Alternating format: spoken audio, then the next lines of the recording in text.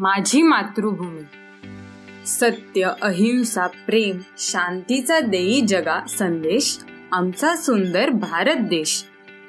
वरील काव्यपंक्तीत कवीने आपल्या मातृभूमीचे समर्पक शब्दात वर्णन केले आहे. माझ्या मातृभूमीला वैभवशाली परंपरा लाभली आहे. भारताची संस्कृती प्राचीन व महान आहे. प्राचीन काळी भारत ही सुवर्णभूमी म्हणून ओळखली जात होती.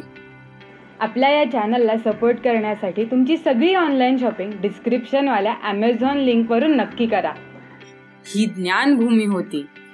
जगातील वेगवेगळ्या देशातून माणसे येथे ज्ञान संपादन करण्यासाठी येत होती. प्राचीन काळी तत्वज्ञान, शास्त्र व अध्यात्म या विषयीच्या ज्ञानाचे केंद्र म्हणून भारताला मान होता.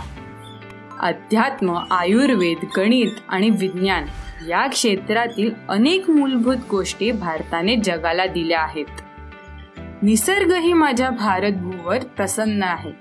गंगा, यमुना, गोदावरी, कावेरी इत्यादी नद्यांनी भारतभूमी सुजलाम केली आहे. भव्य हिमालय आम्हापुढे उदात्ततेचा व महानतेचा आदर्श उभा करतो.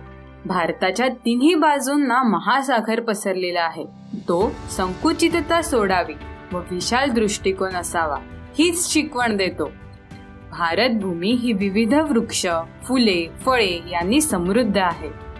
विविधतेत एकता हे माझ्या भारतभूमीचे विलोभनीय वैशिष्ट्य आहे.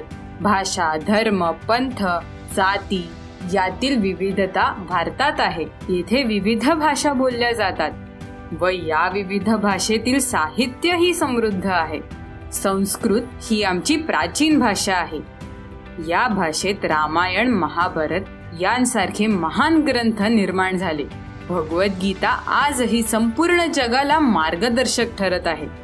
भारताच्या स्वातंत्र्य लढ्याची कहाणी ही जगाला स्फूर्तिदायक आहे. भारतात हरित क्रांती, श्वेत क्रांती आणि औद्योगिक क्रांती ही झाली.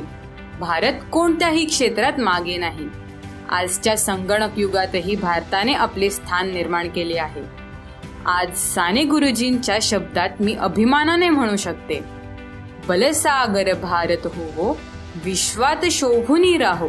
धन्यवाद.